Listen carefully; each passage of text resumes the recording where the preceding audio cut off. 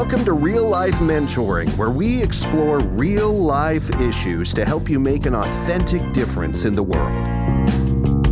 Hi, it's Chris and Christina, and we are back today with a special guest. I'm going to leave you in suspense to tell you who he is, but originally we aired a podcast called The 3 Levels of Motivation. I think if you go back to season 3, episode 25, I'll be very specific. It was February 7th was the air date. And while that was really helpful and a really good podcast, we received really positive feedback from today's guest. And we think there's more to the story and to this podcast itself. So this is the reason for today's podcast. And our special guest is Pastor Rob Schrader. Chris, how did you meet Rob? So Rob, you're in Wisconsin. Right, you're Yes, I'm in Wisconsin, Dark Alley. You're in Wisconsin, but you were doing an internship, I believe, at a church in Oklahoma, the same town I live in, a few years ago, before COVID hit. As we record this is 2025. I was working out in this gym, and anyway, you had a face that looked like, hey, I think I could talk to this guy. We have the same haircut. That probably, That's it. Was okay. So we began to talk and met for coffee a few times, and then you went back to Wisconsin. And we lost connection, and then we reconnected last year. So anyway, that's how it came about. Guys, we were strangers, and now we're doing some podcast episodes together, and it's really good. So when you sent that response several weeks ago on the one we did earlier on levels of motivation, I read that. I thought, that's spot on. So I came across this. I was watching a documentary on Amazon, and that's where this came about. I thought these motivational levels are interesting because we're a mentoring nonprofit. And when we talk about mentoring, we focus on the whole person. So we are spiritual, physical, mental, emotional, relational, and professional or educational. And so my brain is always going, how can I learn to be a more effective mentor? How can I train others more effectively to address the whole person? And so I thought a person's motivation, internal motivation, is so important. So that's why it resonated for me. Then you come along and you had the nerve to listen to this episode and to go, that's good, but. So we're going to talk about actually the best motivation today that brought to our attention. So thank you. Well, Chris, you were supposed to let Rob introduce himself. So I'm going to jump in and say, Rob, introduce yourself to our listeners. Well, thank you guys. And thanks for having me on today. It's a blessing to be able to be with you guys. And I guess I'm Pastor Rob Schrader. I'm at St. John Lutheran Church in Wisconsin, and I've been a pastor for about 4 years now. It's been a blessing to know you guys. And I just thought it was cool. Like Chris said, we met about 5 years ago now, and just in the gym, and he handed me this, packet of like, here's what we do as mentors. And I get stuff from people all the time. And for some reason, like that stuck in my head, and I just put it on my shelf. And like you said, years later, we're trying to start a mentoring program at our church, an organization that our church worked with. And it was like, I actually know some people who can help us with this. Like this happened years ago, and you remembered me and I remembered you. And it just was kind of a neat way that God worked that together. So I was just a cool thing. I think that God brought us together again. And we were so happy to have that mentoring training from you guys. So thank you for that.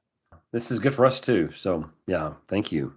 Well, on a side note for the listener, of course, you can't see this, but they do look alike. They're both bald and they both have the same kind of glasses. So there's a lot of commonalities. Let's clarify, though. I'm old enough to be your dad. Okay. Right. So.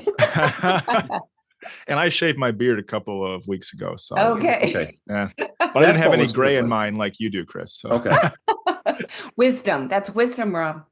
Wisdom, yes. Yeah.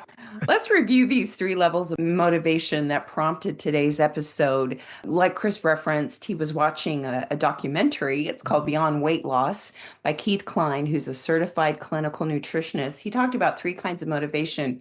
Chris, what were those? Okay, let's see. Level 1, fear-based motivation. Now, it's interesting. We probably deal with these more than we realize on a daily basis. So fear-based motivation, it gets your attention, but it's not lasting. Here's an example. Your spouse says to you, you have to stop drinking or I'm going to leave you. There's a problem. So fear is put out there. And I understand that. I grew up in the home of an alcoholic father, and some of that should have been done, But again, it's only a level of motivation. It doesn't really speak to the heart. Level 2, feedback-based motivation. Example would be someone compliments you on your weight loss. You decide to change your diet, start working out. People go, wow, I can see you're in much better shape than you were before. There's nothing wrong with that. I go to the gym on a regular basis, and if you're going to go to the gym, you want to see some results. And for someone to make an acknowledgement of that is nice. But again, it's only a certain level that it gets to. Level 3, intrinsic based motivation. Definition would call it this: it's innate, it's inborn, it comes from within. Change from having to do something to wanting to do it. An example would be, I want to get healthy to be around for the future of my grandchildren. The motivation is different here. It's inside. So someone doesn't have to say, did you go to the gym this week? I go to the gym because it keeps me healthier and strong for the relationships I want to have in the future. Make sense? And while that's good, that's coming from within, it's lasting, we're pursuing this why.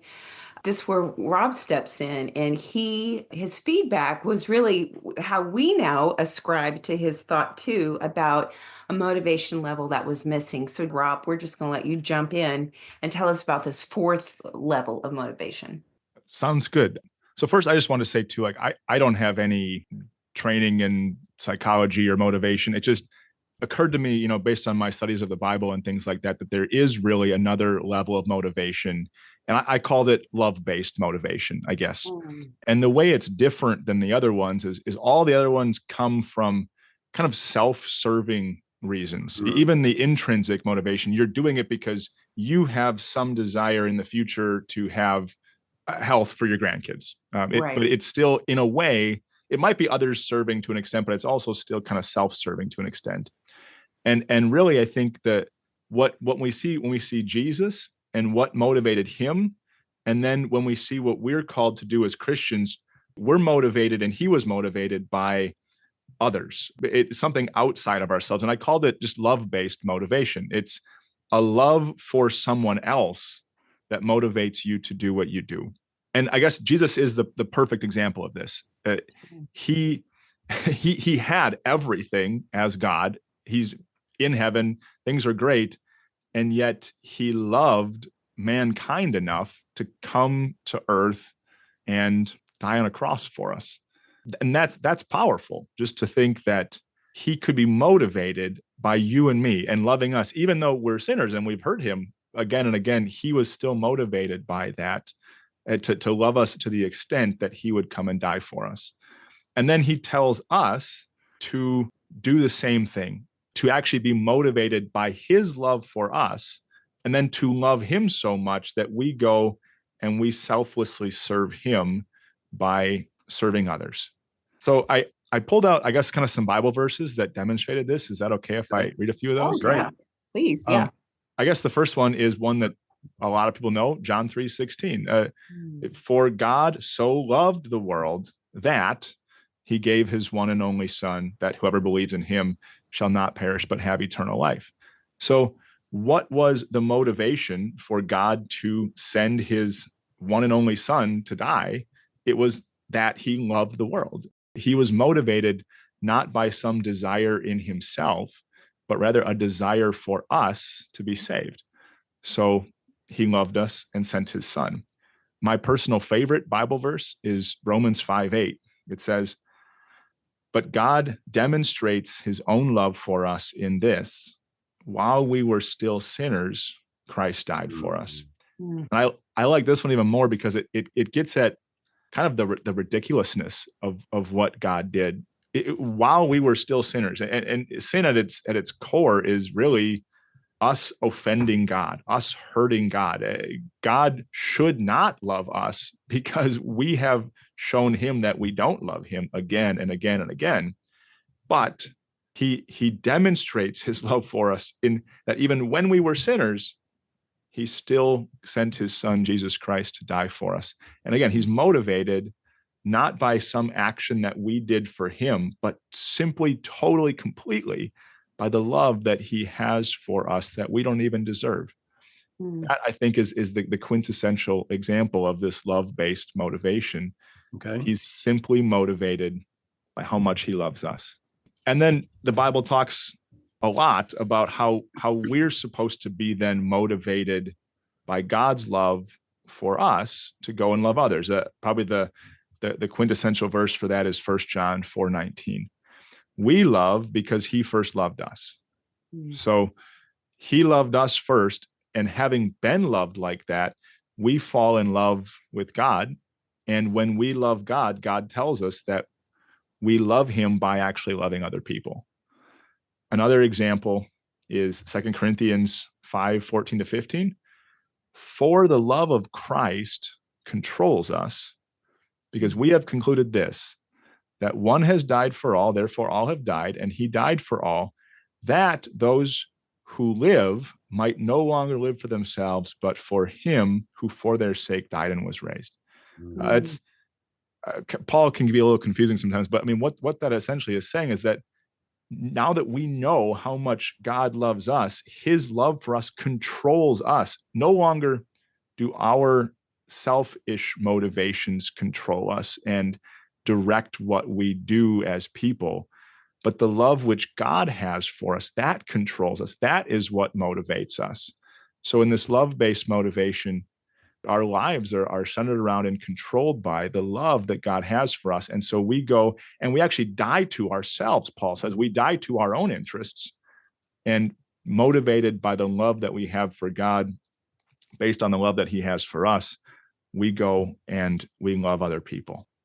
I don't know if you guys have any thoughts on any of that, or those were some of the verses I picked out. I have some examples too, if you want me to go through those, but I just wanted to see if you had any thoughts on those verses at all. Well, I love the last verse because I think love gets tossed around so much. And so we're not talking about like, I love this pizza kind of love. This is a supernatural, God-given love that transforms us, because on my own, even on my best days, to naturally want to do something for somebody else is really, I'm selfish. But when God's love through me is tapped into, it's limitless. So I love that last verse because I think that totally illustrates that. I just think about when I first wake up in the morning, I want to start doing this. What level of motivation am my thoughts when I wake up? And I can tell you, they're normally not this unselfish love for others. I'm thinking about my day, whether I'm dreading the work day or a situation or whatever it is, it's already on me. And I can tell you, it impacts the way I look at my world when I get up, as opposed to, okay, God, what are you going to do in my life today in the life of somebody else? I think, I guess based on that too, Chris, just maybe a common example is, okay, so you wake up in the morning and my first thought is, well, I live in Wisconsin, so it's cold. I don't want to get these covers off of me, right? I want to stay here. And I didn't get enough sleep last night. I'm still tired. What I want to do, what would motivate me just based on selfish things, is to stay in bed for another hour or two. Okay. But then like you got into some of the things that, was it his name, Keith Klein had said, so you can be motivated by fear. Like, I don't want to lose my job, so I better get out of bed. Or you could be motivated by, that desire to receive compliments, right? I'm going to go to work and people are going to appreciate what I do, and that gets me out of bed. Or you could even be intrinsically motivated and say, well, if I want to provide for my family, like, I better go to work today. But I think a Christian, and this is not just for pastors, this is for any Christian, you can be motivated by, I want to go to work today because God has something for me to do there today to enhance his world, to grow his kingdom, to do something. And when you have that kind of love, I guess I find that it's longer lasting, it's bigger, it's more motivating even than even the, I want to provide for my family. Like, it gives you a whole new purpose for living when you're living for God and not just for yourself.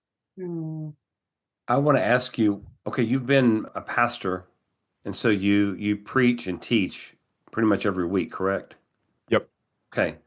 Have you ever done this, either in the past or currently, that your motivation for having a good sermon was maybe off? It was 1, 2, or 3 as opposed to number 4?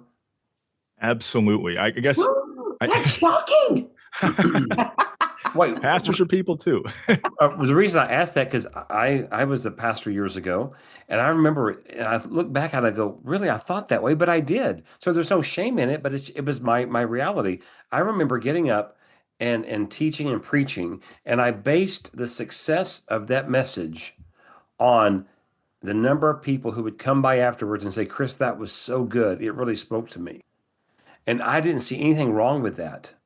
Mm. And then at Mhm. some point, God did show me, Chris, thank you for the message, for sharing it, but something's off here. Your motivation for your reason for doing it is tweaked and it needs to be changed.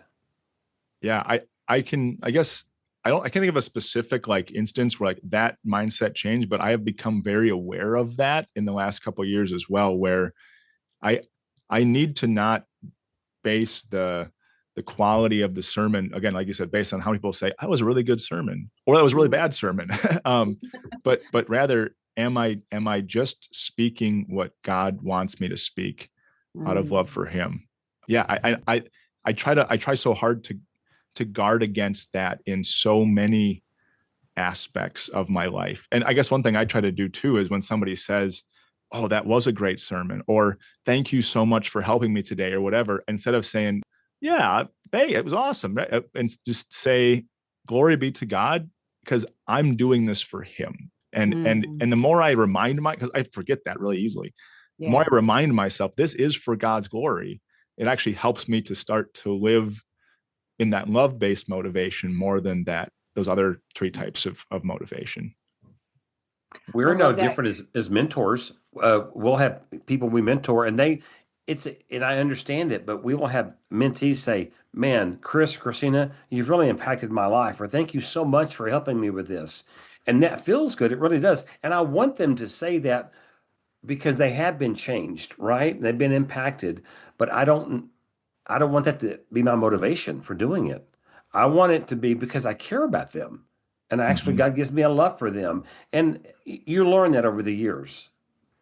I think that's kind of where I wanted to like bring this conversation eventually was back to the mentoring thing, because for me as a pastor, the preaching and the teaching, that's what God, I think, made me to do. Like that comes pretty naturally to me. That isn't difficult for me to do.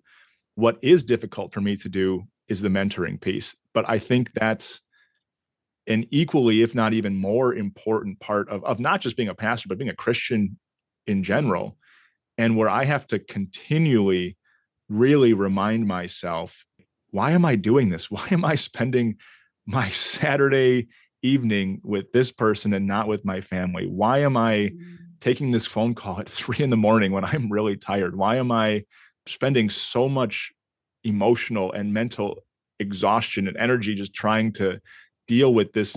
Well, it's because God has done so much more for me, and Mm. He loves me like that when I don't deserve it. And this person might have messed up their life, but I messed up my life and God saved me. And so now I get to love them because God loved me. And that's where I have to keep coming back to remind myself that this is why I'm mentoring. This is why I'm trying to help these people who are going through these difficult things. And it's, if I didn't have that love-based motivation, I wouldn't do it. But Yeah. because of the way God has loved me and because He has brought me to love Him, I can love them for His sake. And that's been huge. I'm so glad you brought that back, but let's go back to what you said about giving us some specific examples. I think that'll help those listening to go, oh Okay. yeah, because I think I know where you're coming from, but give us some examples of what you've seen or what you yourself have experienced. Sure. So like the first one that I thought of was this woman and man at our church. They've been married for over 60 years, and Wow. her husband has, I've never seen like dementia on this level. And he's pretty much unresponsive, and he can't walk, he can't go to the bathroom, he can't, and Mm. she like refuses to let him go to a nursing home, and she insists, she's over 80 and she insists on caring for him herself. And Wow. you can just see it when they're together. Like she loves him so much. And I'm not trying to say like it's wrong to take someone to a nursing home or something like that. Right. But just the level of love that she has for him, she has dedicated every moment of the last 5 years of her life to completely and totally taking care of him. And that blows my mind. I have a hard time fathoming that kind of love for somebody else. But I don't know what else would motivate her to care for him like that besides just this great love that she has for him. Or It's to be amazing. able to sustain that for Yeah. 5 years without God's love. Wow. Yeah. Another, I guess, kind of strange example I thought of, but I don't know if anybody else is like a really big Harry Potter fan. I really like Harry Potter. And I think that it's a example that people recognize and know. And there's going to be some spoilers probably if you haven't read the books or watched the movies. But Harry Potter is a great example, I think, of love-based motivation, in that he's totally motivated by a love for his friends. And he ends up giving even his life at the end of the book simply because he loves his friends so much. And he counts his life as not valuable compared to their lives. And he would rather give his life for the sake of his friends than keep his life and have them potentially lose theirs. And I think, by the way, that makes Harry Potter an awesome type of Jesus. He's an example of Jesus. She wrote the books to point to Jesus, I from what I understand.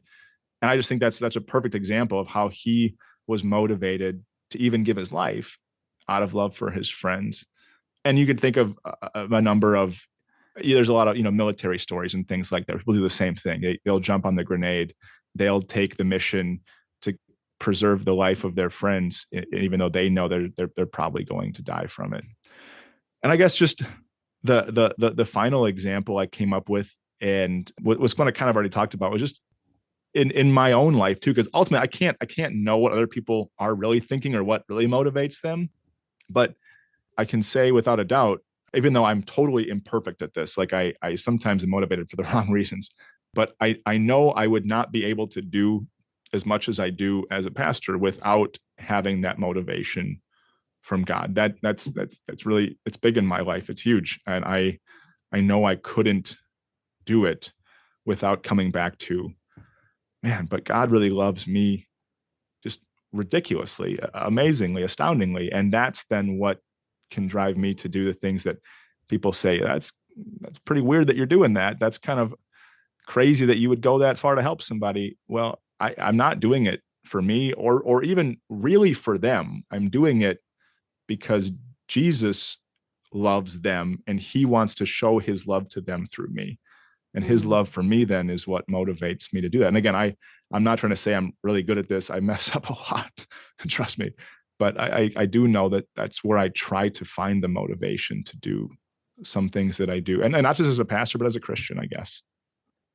Well, I grew up with this mindset. If someone did something nice for me, then I needed to try to give back to them. It sounded okay on the surface, but that's a problem because it tweaks the motivation, right? And so if someone could help me in some way, because what if they really felt like, okay, help this young man, help this boy. And they did out of a pure heart, out of having love for me. And then, but for me to go, now I've got to pay him back. I think some people deal with that. And you can't just let that person give to you. I think that goes back to, one of the other 3 types of motivation too, where you're almost motivated to give back then because you want to save face. You want to, you want to show them that I'm a good person too, or I'm, whatever. And you're, again, I think there are some selfish reasons for doing that. Saying that, I'll be the first to admit I really struggle with that a lot too, where I always feel like I get like mad sometimes. I got this many cards for Christmas. I have to write this many thank you notes. Like, are you kidding? Wow. I get like upset sometimes with how many, because I feel like I have to save face. I have to do in return what they did for me, and so. Or Rob, I was going to give you a $10,000 check, but now I'm not going to because it'll cause you to feel like you've got to give back to me somehow. So I'm just going to keep the check. You're so nice, Chris. I can't believe how kind you are. Well, Rob, I think what I'm hearing and understanding, I think what's hitting me is that this love motivation, it's not fluffy love. It's this God-given love motivation, but it empowers us. When God's love is allowed to rule and reign and govern our actions, then that love empowers us to love others. I think about things like this wonderful example of this couple. On her own, she can't do that, but God's love empowers her, right? It made me think of, and the only reason I shared the story is I don't like nasty feet. And God, several years ago, Well, does anyone like nasty feet? there may be, I don't know, Okay. but There are some people I've heard. so we had this special older couple in our lives. They never Yes. had children. They paid for Chris to go through seminary. We loved them like family. And they were so, so, so dear to us. And he had Alzheimer's. And during the last months of his life, he was just not the same person. And they were confined to this Alzheimer's living situation. And I would go once a week and just check on them and bring groceries or whatever. And one day I got there and the wife said, "Oh, sweet friend, I need to ask you to do something." I'm like, "What? I'll do it, whatever." Because I loved them, right? She said his name was Leon. Leon's feet are in terrible condition and his nails are so long it's hurting his feet in his slippers. Would you mind giving him a manicure? And I thought, heck no, there's no way. And Isn't that called a pedicure, by the way? yeah, hush Okay. it. Anyway, that was not a pedicure, that was major surgery.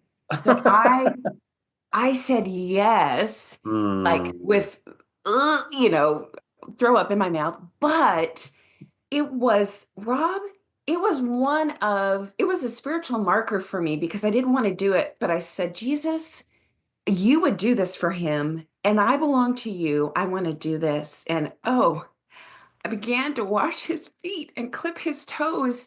And Jesus was like, "Girl, these are my feet. You're doing this for me." And it was such this spiritual experience. Now, in the natural, it was still pretty gross, but I was only love motivated me, but it also empowered. There was no way on my own I could do that. And I love that's what I'm hearing through the verses you shared, through the examples. When we let God's love lead, He also empowers us. Christina, I remember that situation. I was there, I believe. But sometimes God actually puts something on us to take us to that level of motivation. So he did that with you, and it made me think of years ago. We lived in Vienna, Austria, and I volunteered at a men's facility a couple times a month. It was a Salvation Army men's facility, and the men that were there, they were down and out. They had lost pretty much everything. There was addiction, abuse, all kinds of stuff they'd gone through. And so I would help host a breakfast. We'd put the food together, make it nice for them, and then we would open the Bible and talk through some of it. There was a guy there, I won't give his name, but he was big. I mean, big, tall, and just a big guy. And he didn't like to take showers very often. And he had some mental challenges, but he loved me. I mean, he wanted to be around me. And every time he was, I remember the first time, once we'd gotten to know each other a little bit, he would greet me with a hug. And he put his arms around me and hugged me tight. Again, I'm not a small guy, but I felt small around this guy. And when he hugged me, it did not smell good. I remember thinking, whew. Anyway, and what it did, again, God brought that on me. Chris, I'm doing something here. And so I learned, Chris, okay, he needs to take a shower, put the smell aside, but look what you're giving him by just letting him hug you. It is humbling because you go, he was probably never hugged by another man. Chances are. And God allowed me to be in his life as a stranger to become a bit of a friend, and he felt comfortable doing that. I didn't think about that illustration until Christina talked about Leon and the feet. Sometimes God says, Chris, I need you to get out of motivation 1, 2, and 3. I'm going to bring 4 on you today, and I'm going to put a man who's big and smelly, and he's going to hug you to help you have a motivation of love. Do you follow me? Those are both, I think, incredible stories, and I love where you brought it to like the next level. Like, not only does the love like inspire us to do it? But then the love of God actually empowers us to do something that we find sometimes revolting, repulsive, disgusting. Yeah. And that reminded me of just another to bring it back to Christ and to connect it to the two stories you guys said. The other day in church, we were talking about Jesus' baptism and how when Jesus was baptized, I personally think somewhere between a symbolic and real sense, he when he was baptized, he like took all of the dirtiness that was washed off of us in our baptisms into he got into this like dirty water so we could get into clean water basically. And I use the illustration of I just like put like a picture on the screens at church of like just the disgusting like sewage water, and it's like that's what Jesus saw when he was getting into the baptism. Like I'm going into all their nasty, all their sins, all their filth, all their evil. And he did it. He walked into the water and he got baptized. He did the gross and the disgusting so that we could be made clean. And then he asked you guys to do some gross and disgusting, and yet you're able to do it because his love for you empowers you to be able to do it. And I just want to say too, Christina, that God has not tested me with that level yet, but I don't know if I think I'd have been like, I have $20 for a pedicure. How about I drive you over to, but what you did is so much more meaningful. And I can't, that's really cool that God empowered you to do that. I don't know if I could have done that, but with his love, all things are possible. Yeah, there's a number of things in our lives, right, that we go, oh, I could never do this. And then when we look back, we go, wait, I did that? No, I didn't do that. God through me empowered me to do that. Well, we're kind of And I think the more that you see God doing that to you, the crazier stuff you can start to do, because he gave you this one step. I think I can do that, but then you can. And then he gives you another step up. I can, because he can do it through me. And eventually you're doing things that you thought I would never, ever, ever have done that. Exactly. It snowballs. Yeah. Well, I had this thought though, guys. I know we need to come to a close soon, but okay, I've been thinking about myself again here going, okay, God gives me a motivation of love for other people. Okay, then I'm helping them. Okay. What people in my life have already had to have that level of motivation to do something for me that I've overlooked? Your wife. Okay, there we go. But and then what people or is God going to put in my life in the future that they're going to have to go from out of those 3 levels of motivation to the 4th one, a level of love, motivation for other people in order for me to have a need met or to be helped in some way. That's humbling in itself. It's like, because I put myself in the position of I'm giving it. There's somebody and some of the people in my life who are going to have to give that to me, hopefully. And anyway, I need to remember that. And then you see Jesus's love through them, and his love through them inspires you to be able to do that for another again. I mean, it's a beautiful cycle. It is. It's a perfect segue. I have a beautiful young woman in my life. She's 21 years old, and occasionally she will go to Target or whatever store because she said, I feel like God just wants me to love on somebody today. And so she's actively walking around the store waiting for God to highlight. She's 21 years old, waiting for God to highlight somebody to her.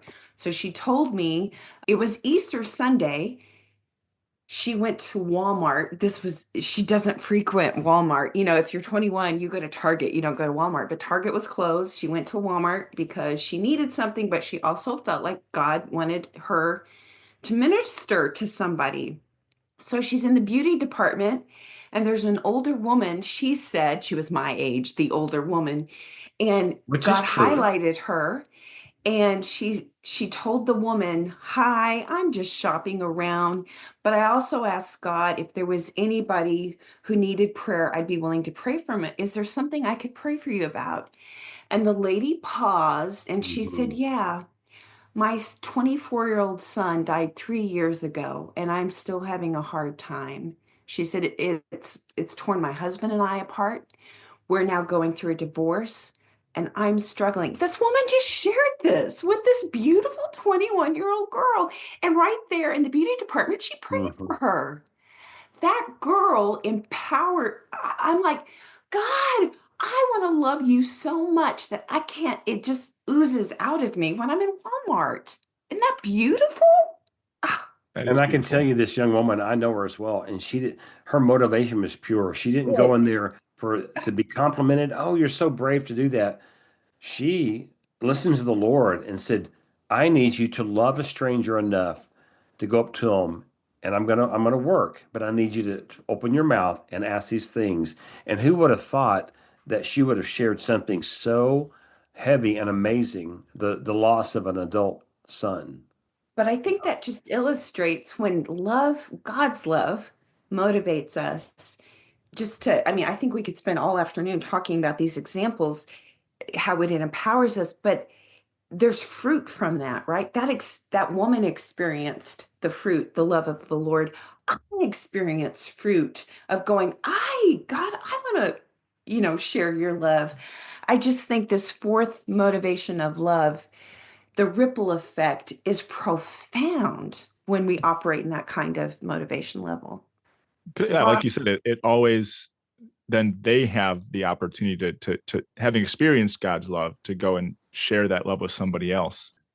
You guys are in Oklahoma, great country music state. There's a country music song called "The Chain of Love," which is all about that. Like this person helps this person, helps this person, and it just this, it keeps going. And I think that's a beautiful example again of God did it for us first, and now we just keep going with that chain of love down the line. And who knows how when we show somebody else His love, what that person is going to do. And we don't always get to see all the fruit, but when we're doing God's work and loving the way God wants us to love, there is fruit being born somewhere. Here's hmm, another example. In my Bible, I have a small photograph of my fifth and sixth grade school teacher, Mrs. Sharon Pinson. Guys, that's a long time ago. All right. a And very long time ago. we've moved across the world. We've gotten rid of everything we own because we moved. And I still have that little picture. And I moved a lot growing up. And I go, God, how'd that happen? Well, she was so significant. I would say, sacrificially at times, as a teacher, spoke into some of these lives. And I was one of those. And talk about Yeah. that chain of effect, that effect. Oh my goodness. I'm talking about her years later. And I have her photo as a reminder of her impact in my life. I love that. Rob, wrap us up. We've gone way past our time limit. We could go on and on and on, but share some closing thoughts of some things that we've talked about today. Okay. Well, first, thank you guys for letting me come on today. And I guess just to wrap it up, I would say we got to remember first and foremost, it always begins with God's love for us, and it's the most incredible, outstanding love possible. And the more that you ingest the love of Jesus into you, the more you realize what He did on the cross, the more it inspires and empowers us to be motivated not by our own selfishness, but by our love that we have for Him in return for the love that He has for us. And so I guess my encouragement to anybody listening today would be spend some time thinking just how much God loves you. Mm. And the more you do that, the more you will naturally feel inspired to share that love with others, even in ways that are hard or disgusting. And you're gonna be doing God's work through that. And that's a really cool thing. So thank you guys again for having me on today. And I just want to encourage people listening, guys. These are kind of conversations you can have with someone you're mentoring. Put it on the table. Start talking about it. And you go, how do I mentor someone? Get into real conversations. And this is just one aspect of it because this topic alone impacts the spirit, the mental, the emotional, the relational. It impacts so many aspects of it. So you go, what do I do? Talk about things like this. Yeah, Rob, thank you so much for your time. And I think we go on and on and on about this topic. So again, thanks for responding the first time. This has been such a really great discussion. We want to thank you, the listener, always for listening. And we want to tell you today that the Fahrenheit Real Life Mentoring Podcast is brought to you by Shelter Insurance, the Aaron Reese Agency. His agency offers auto, home, life, and business insurance, and they strive to build real life relationships with all of their customers. I can personally say we use the Aaron Reese Agency, and we are always greeted by helpful assistance. We can't recommend them enough. You want to get a hold of them. It's ARUIZ for Aaron Reese, ARUIZ at shelterinsurance.com. As always, we want to thank you for listening to the Real Life Mentoring Podcast.